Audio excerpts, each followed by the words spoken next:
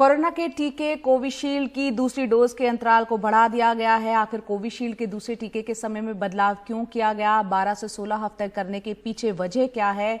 जिन्होंने कोविशील्ड की दूसरी डोज कम अंतराल पर लगा ली, क्या उनको घबराने की जरूरत है? ऐसे बहुत से सवाल बहुत लोगों के मन में है। और संक्रमित होने के बाद शरीर में एंटीबॉडी कब तक मौजूद रहती है, ये चंद ऐसे सवाल है। और इन तमाम सवालों के जवाब जानने की कोशिश की हमारे सहयोगी परिमल कुमार ने national technical advisory group on immunization के सदस्य और एडवर्स इवेंट्स फॉलोइंग इम्यूनाइजेशन के नेशनल एडवाइजर एनके अरोड़ा से। आइए सुनते हैं।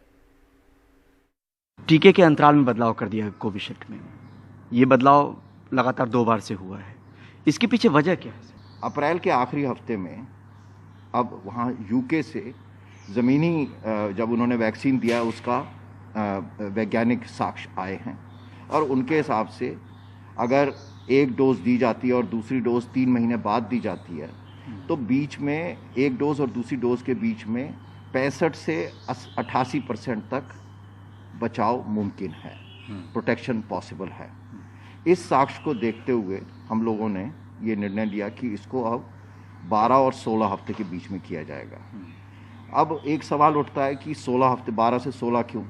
क्योंकि जो इनिशियल स्टडीज़ करी गई थी इस पर्टिकुलर वैक्सीन के बारे में ऑक्सफोर्ड यूनिवर्सिटी ने, उन्होंने 44 हफ्ते तक के बारे में भी बोला कि भाई 44 हफ्ते तक वैक्सीन दी जा सकती है दूसरी डोज। तो हमें लगा कि ये 12 से 16 करेंगे क्योंकि कनाडा ने इसको 4 महीने किया हुआ है, वो 16 और 12 तो 3 से 4 महीने इसको सोच के किया। अब आपने सवाल पूछा कि जिसको 1 महीने के अंतराल पे या 2 महीने के अंतराल पे डोज मिली है, क्या उनको भी उतना ही लाभ होगा जिसको लंबे करवाएं? तो लगभग अंतराल जब हम दूसरी डोज देते हैं तो दूसरी डोज देने के बाद एंटीबॉडी बहुत अधिक पैदा हो जाती है, लेकिन ग्राउंड पे कितना इम्पैक्ट होता है ये हमें नहीं मालूम है अभी। लेकिन ग्राउंड पे ये देखा गया है कि जो डेटा है कि अगर अंतराल थोड़ा बढ़ा दिया जाए तो 40 से 50% एंटीबॉडी की मात्रा बढ़ जाती है। तो हमें लगता है कि जिनको 1 महीने में या 2 महीने में टीका लग चुका है, 2 टीके लग चुके हैं, उनको कोई चिंतित होने की ज़रूरत नहीं है। एंटीबॉडी बहुत अच्छी प्रोड्यूस होंगी उसमें। और 3 महीने वाले जो अब हम दे रहे हैं, हम कोशिश कर रहे हैं कि उसको ये एक सारा डायनेमिक फील्ड है और जैसे जैसे नए साक्ष्य आ रहे हैं उसके हिसाब से हमारी कमेटी ने काम उसको। सवाल उठने शुरू हो गए हैं। कल भी प्रेस कॉन्फ्रेंस में मुद्दा उठा कि टीके की कमी को लेकर तो नहीं किया गया ये। टीके की कमी अगर मैं 1 महीना बढ़ा देता हूं तो कुल मिलाकर के कितना फर्क पड़ेगा? 4 या 5 करोड़ का या 6 करोड़ डोजेस का पड़ेगा। वो भी देना तो है ही मेरे को, लेकिन 1 महीने देर बाद दूंगा मैं, यही इतना ही फर्क है। तो टीके की कमी इस वजह से पूरी नहीं होती। मैं खाली डेफर कर रहा हूं टीकाकरण 1 महीने के लिए।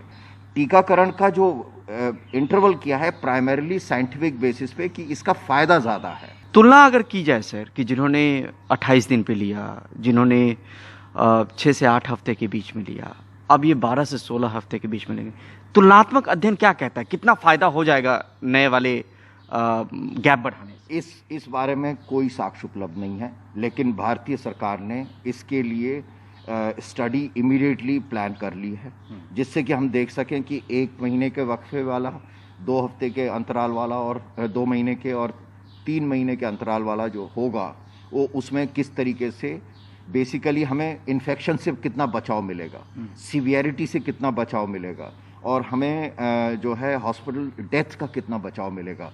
ये स्टडी ऑलरेडी इनिशिएट कर दी गई है और उम्मीद है कि अगले 2, 3, 4 हफ्ते में इस स्टडी के रिपोर्ट आने शुरू होंगे और ये रेगुलर तौर पे किया जाएगा। ये ऐसा कार्यक्रम बनाया जा रहा है जिससे कि हर हफ्ते या हर 2 हफ्ते में एक बुलेटिन जारी होगा कि लोगों को जो वैक्सीन मिल रही है उसका क्या लाभ हो रहा है। तो ये सारी वैक्सीन के लिए होगा, खाली कोविशील्ड के लिए नहीं, कोवैक्सीन के लिए भी होगा, क्योंकि री इन्फेक्शन या ब्रेक थ्रू इन्फेक्शन हर वैक्सीन के साथ है। तो हम खाली एक वैक्सीन पे अपनी सारी तवज्जो नहीं रखेंगे, बाकी है और आने वाली वैक्सीन के लिए भी ये रहेगा। अब तक एनालिसिस क्या कहती है सर? क्योंकि हमने देखा कि 2-2 डोज लेने के बाद लोगों की मौत की भी रिपोर्ट आई है, गंभीर होने की भी रिपोर्ट आई है, जो वेंटिलेटर पे लोग चले गए हैं। आपका अनुमान क्या कहता है, आकलन क्या कहता है? हाँ, देखिए जो इनिशियल जो डेटा निकाला गया है उसके हिसाब से 0.02 से 0.04% में री इन्फेक्शन होने की संभावना है। री इन्फेक्शन हो सकता है। नंबर 2 कि ये देखा गया है कि गंभीर बीमारी और मृत्यु बहुत ही रेयर हो जाते हैं अगर, और ज़्यादातर टीके हमें किसको मिले हुए हैं? हमारे टीके 45 साल से ऊपर वालों को है। 95% जो अभी तक टीका मिला है वो 45 साल से ऊपर है और उसी में बीमारी सबसे ज़्यादा होती है। तो उनमें जो है बचाव और हॉस्पिटल पे जो दबाव है वो बहुत कम हुआ है इस वजह से, क्योंकि लगभग 35% जो उस उम्र के लोग हैं 45 से ऊपर उनको टीका मिल चुका है। 20,000 और 25,000 के बीच में AFI रिपोर्ट है जिसमें 99% लगभग 94-95% माइल्ड वाले हैं। 94-95% माइल्ड हैं और ये माइल्ड का मतलब है जिसको हल्का सा दर्द हुआ, बुखार हुआ, सूजन हो गई, वो हैं। 4 या 5% सीवियर और सीरियस हैं। सीवियर वो हैं जिसमें व्यक्ति को चिंता हो जाती है और वो जाता है, या बुखार बहुत तेज हो गया, किसी को सर दर्द बहुत ज़्यादा है, दौरे पड़े हैं। दूसरा सीरियस, पहले भी हम आपसे बात कर चुके हैं कि सीरियस वो हैं जिनको हॉस्पिटल में दाखिल करना पड़ा और मृत्यु हुई है और जिन्होंने रिपोर्ट किया। हमारे डेटा में एक कमी है और वो कमी यह है कि ज़्यादातर AFI पहले 3 या 4 दिन के ही रिपोर्ट होते हैं, लेकिन AFI 28 दिन तक कभी भी हो सकता है। तो वो उस कमी को भी सुधारे जाने का प्रयास कर दिया है।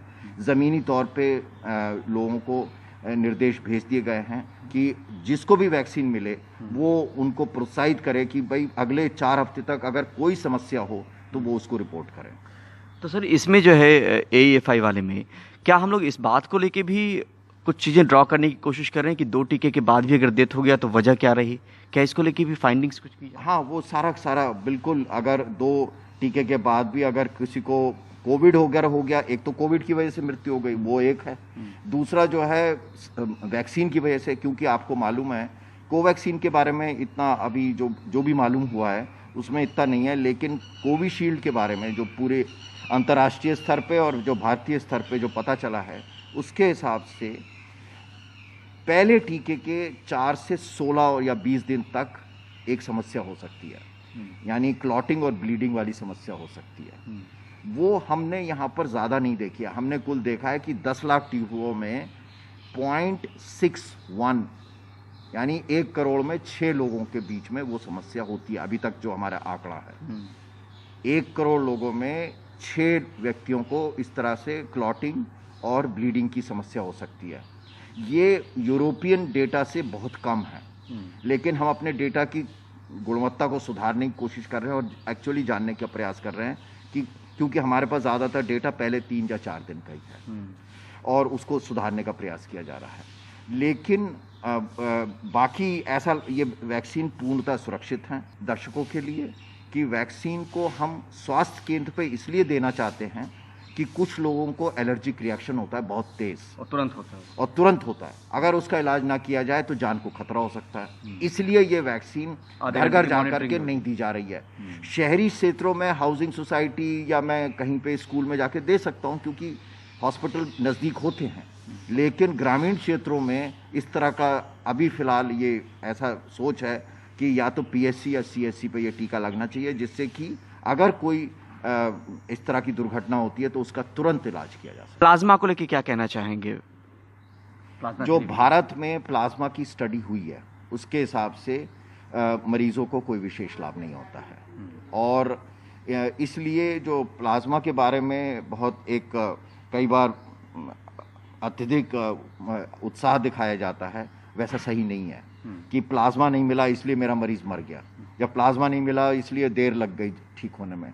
ऐसा नहीं है। प्लाज्मा की एक बहुत लिमिटेड यूजफुलनेस है। आमतौर पे एंटीबॉडी कितने वक्त तक रहती है सर, अगर कोई इन्फेक्टेड हो जाए या जो अभी तक उपलब्ध साक्ष्य हैं और भारत में भी कि 3 से 6 महीने तक एंटीबॉडी प्रेजेंट रहते हैं। 3 से 6-8 महीने तक प्रेजेंट रहते हैं। वैक्सीन ट्रैकिंग सिस्टम बनाया जा रहा है और उससे हम लोगों को ये पता चलेगा कि जिसको 1 टीका मिला उसका क्या हाल चाल हुआ, 2 टीके हुए उसका क्या हुआ, क्योंकि हमारे पास डेटा तो है। RT-PCR या टेस्ट जब होता है तो उसका हमारे पास डेटा होता है, इसी तरीके से जिसको बीमारी हुई, जिसकी मृत्यु हुई, उसका डेटा है, आपस में मिला करके देख रहे हैं। वही प्रयास किया जा रहा है कि हम उनको ट्रैक कर सकें। बहुत बहुत शुक्रिया हमसे बात करने के लिए। नई दिल्ली से परिमल कुमार, एनडीटीवी इंडिया।